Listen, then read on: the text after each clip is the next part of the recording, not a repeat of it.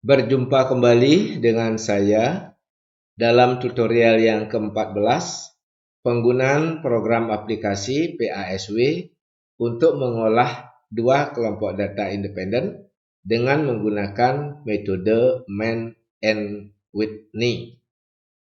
Metode Mann and Whitney ini adik-adik merupakan salah satu dari sejumlah metode pengujian statistik non-parametrik yang dapat digunakan untuk menganalisis dua data independen dengan jumlah data kecil, lebih kecil dari 30, atau jumlah data besar yang lebih besar dari 30.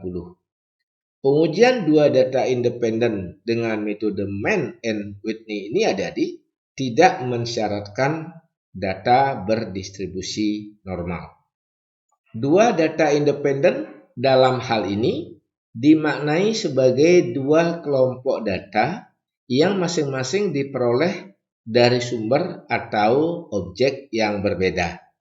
Misalnya, menguji perbandingan profitabilitas antara bank A dengan bank B, atau menguji perbedaan kinerja karyawan jenis kelamin laki-laki dengan kinerja karyawan berjenis perempuan, atau menguji tingkat pendapatan masyarakat pedesaan dengan masyarakat perkotaan.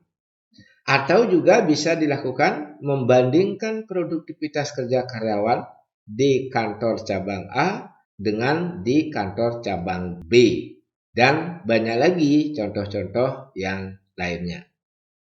Hasil analisis akan membuktikan apakah dua kelompok data yang diperbandingkan tersebut memiliki perbedaan atau tidak secara signifikan pada level signifikansi yang ditentukan. Dinyatakan sebagai perbedaan yang signifikan jika koefisien Mann and Whitney memiliki asymptotic significance lebih kecil dari 0,05 pada tingkat signifikan 5%. Namun, jika asymptotic significance lebih besar dari 0,05, maka dapat dinyatakan sebagai tidak ada perbedaan secara nyata. Nah, adik-adik sekalian, untuk lebih jelasnya, mari kita peragakan metode tersebut pada kasus yaitu menguji apakah ada perbedaan kinerja karyawan laki-laki dengan kinerja karyawan perempuan dalam hal menghasilkan jumlah bungkus rokok di suatu perusahaan rokok. Nah, untuk itu perlu melakukan pendataan sebelumnya untuk mendapatkan data mengenai kinerja karyawan laki-laki dan kinerja karyawan perempuan pada perusahaan tersebut. Nah, adik-adik sekalian, untuk itu mari kita melakukan pendataan terlebih dahulu. Misalkan saja adik-adik, dari hasil pendataan terhadap 33 karyawan rokok, di mana diantaranya adalah 18 orang perempuan dan 15 orang laki-laki, yaitu misalkan didapatkan data sebagai berikut.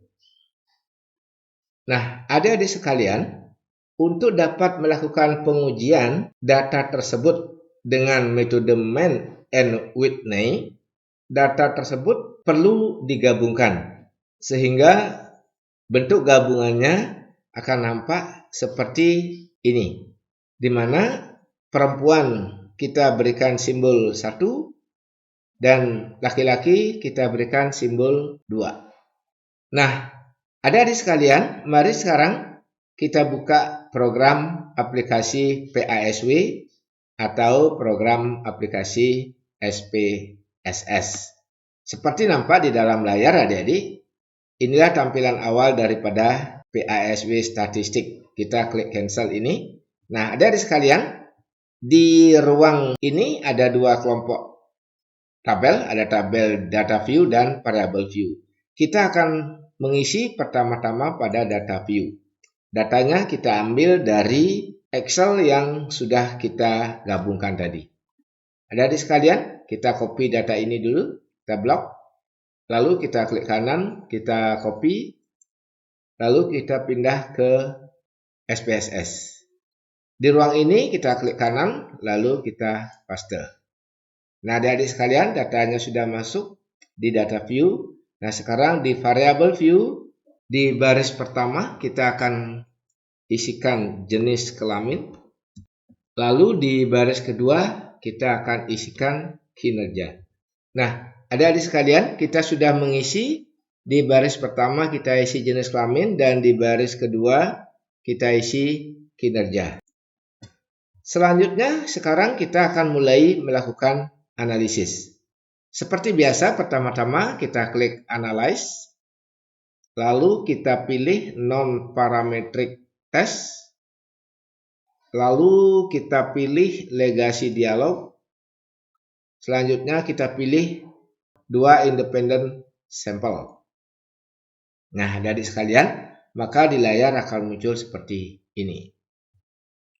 Berikutnya kita akan melakukan pemindahan daripada variabel yang ada di sebelah kiri ke sebelah kanan. Pertama-tama kinerja kita pindahkan ke test variable list. Lalu untuk jenis kelamin kita pindahkan ke grouping variable. Berikutnya kita akan mengklik define group.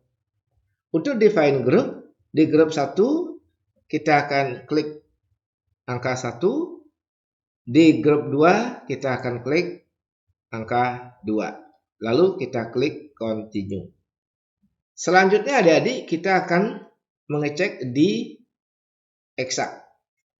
Untuk di exact kita hanya memastikan bahwa kita sudah mengklik asymptotic only. Karena sudah, kita klik continue saja.